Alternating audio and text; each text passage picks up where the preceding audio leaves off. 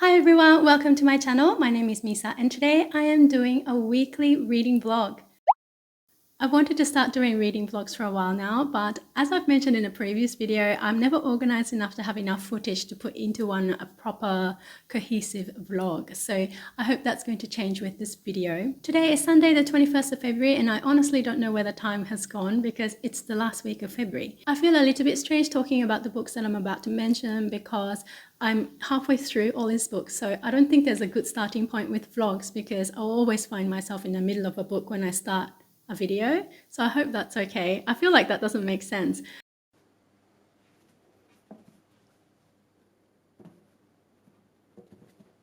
The first book I would like to talk about is A Little Life by Hanya Yanagihara. This is a pretty well-known book, but the story follows 4 college roommates and they all come from different backgrounds and have different professions, but the book follows them through the 20s and into their 60s. Although the 4 characters appear throughout the book, there's a different level of focus placed on each one, so some of them appear more prominently than others. In essence, this book follows one particular character, Jude, who experienced extreme trauma in his childhood. So this book is told through multiple perspectives and it switches back and forth in different timelines of the childhood memory and then present day, what the characters are going through in their adult lives. I don't really know how to describe what I'm feeling about this book, to be honest. I think it has a high impact. I think that the writing is interesting and detailed, particularly in the earlier parts of the book. I was enjoying it much more because the 4 characters get a more equal treatment. I've almost finished this book and I'm currently on page 672, and so I'll have about 200 plus pages to go. I hope I can get it finished today. At this point of the book, I don't think I can say that I'm enjoying it anymore and I can't wait to finish the book. I don't want to DNF it because I think it's still quite well written and I'm almost at the end, so it'll be a shame to give up anyway. But at the end of the book, there's more discussion about mental health, and I watched an interview of this author online about this book because I wanted to understand what she was thinking when she was writing this book. By the time I was watching the interview, I already had reservations with this book about how it talks about therapy. So anyway, my cats have been making such a racket this morning that it took me this long to film just that segment, so I need to go off and teach now. So I will come back and talk about the other books later.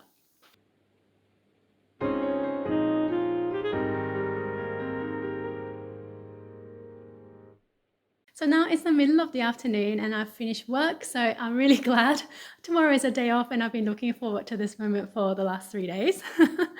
I just grabbed myself a really quick lunch just thrown together with crackers and some kimchi and some vegan smoked salmon or something like that. It's made of carrots and I'm not a vegan, by the way, but I like to eat plant-based foods. We have a vegetarian household, so we essentially just eat mostly vegetables. Anyway, I have the house to myself today, so when I'm alone, I tend to eat very lightly and very quickly because I can't really be bothered cooking if no one's home. As of a couple of days ago, it's been possible for my husband to go to our studio to teach and to work, and he still teaches online but at the studio, whereas I teach online from home. It's so much better like this because I play the piano and my husband plays the saxophone, and those 2 instruments are very loud in an apartment. And with the restrictions in place, it was very difficult to work out our hours, and it's not always easy to work out if it's possible to teach at the same time, etc. I've just grabbed myself my second coffee of the day.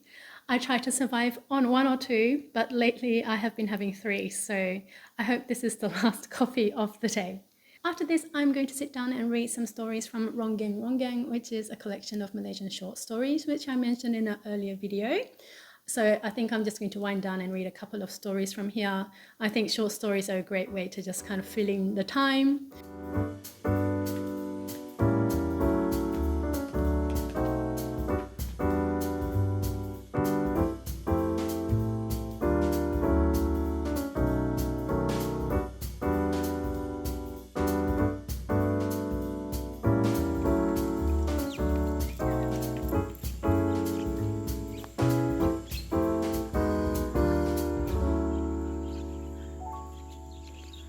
Hi, I'm just updating you because today is Tuesday and I finished reading A Little Life yesterday. So I've had some time to think about this book, but unfortunately, I think I didn't end up liking this book as much as I thought I was going to. And the reason is because I think the story started to lose its uniqueness in the latter half and I was expecting so much more from it. I don't want to say too much about it because maybe I can talk about this in another video sometime. I'm just worried that any discussion of this book is going to be quite spoilery, so I want to avoid doing that in this video. I think the thing that I found disappointing with this book was the fact that I was really taken by the story and the relationships and friendships that were forming between the characters initially, to the extent that when we found out about Jude's traumatic past, we felt like we knew this character so well and it was so moving and so difficult to read at times. Not only the trauma itself, but the repercussions from that and the physical effects that had on Jude. And to show for the fact that I was really into the story, I mean, I tabbed this quite a lot and I normally don't do this, but I marked the places that I felt were quite memorable scenes. As you can see, I tabbed this less and less as I went along the book. And I think the reason why this happened is because it's not my first author that I have read tackling these issues of abuse, trauma, and mental health issues, and I was expecting a lot more of a unique story coming from this huge book, and it's just not what I got, I suppose. I think if this was my first experience reading about this type of thing, or I didn't have much experience with mental health issues myself, then I think the book would have had much more impact on me than it ended up having. So yeah, this is not a bad book by any means. I think some aspects of this story is handled exceptionally well, but whether I would recommend this book to anybody, I would say no, because I don't want to be the person who has told anyone to go and read something that I know is so traumatic. So I don't think I will ever revisit this book again, and I'm not sure that I will keep this on my shelves for much longer, but I am glad to have read this book.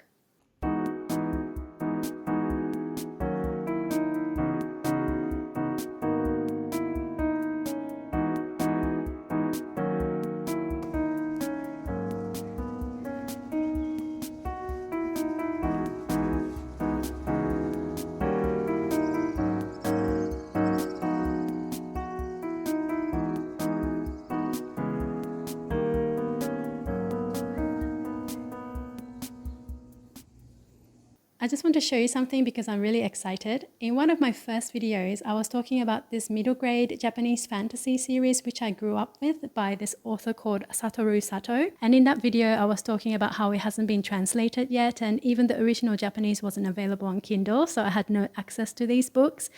So anyway, I suddenly found out that all 6 volumes of this series was going to be released for Kindle on the 19th of February. So I pre-ordered it and it was delivered to my Kindle automatically on the 19th. So I'm super excited.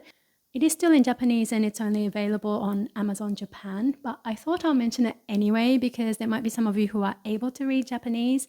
As I said, it's a middle grade series, so the language style is quite simple, although it is a little bit of an older style of language, but the kanji is very simple and I think it's a lovely series. So I am going to be rereading this straight away. I am already halfway through the first volume. Hello, today is the 27th of February and I'm just filming after finishing work and I haven't filmed in a few days. I haven't had the best week because I get migraines nowadays. It only started in 2020, but anyway, I had a few migraine-ish days, so I wasn't able to film. So I wanted to hop back on because I started a reading vlog last Sunday and today is Saturday. So I have to upload it either today or tomorrow, so I really have to get on with it. It might not look like it, but I actually have a slightly different filming setup today. Namely, I actually managed to buy an extension cable for my microphone that goes into my camera. That just makes editing slightly easier because I don't have to sync up the audio and video files, and that just takes a long time when you have lots of different segments of things.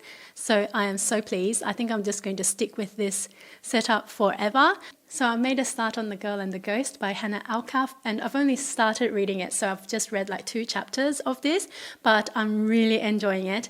And actually, in the start of the month, I did my TBR, and this book somehow came under the heading of paranormal, which I didn't understand at the time. So the ghost in question shows itself in the form of a grasshopper, and it needs to go and find a girl to bite and draw blood to bind itself to her. So that's that's the paranormal element, I suppose. It's quite vampire-ish. So I'm really enjoying this one and can't wait to finish. I won't be able to finish it this month, obviously. There's only one more day of February left, but I think I'm just going to do away with TBRs because TBRs are really fun, but I've already found that I can't follow them. So yeah.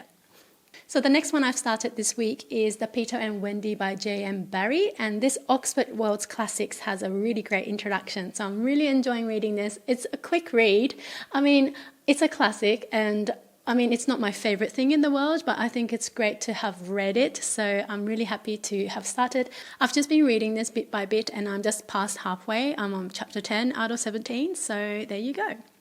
So coming up in the next week, I'll still be reading my Malaysian short stories collection, the Ronggeng-Ronggeng. Even though I'm already several stories in for this book, I think I will do a reading vlog because these stories are turning out to be really interesting. They are unique and they are reflective of Malaysian culture in a way that I wouldn't have guessed, I suppose. So I think it will be really interesting for me to document my reactions to these stories as I go along. I think I'm going to end this week's reading vlog here and I will start filming tomorrow for next week. So I really hope you enjoy this format. Thank you so much for watching and please consider subscribing if you'd like to see more videos from me, and I will see you in my next video. Bye!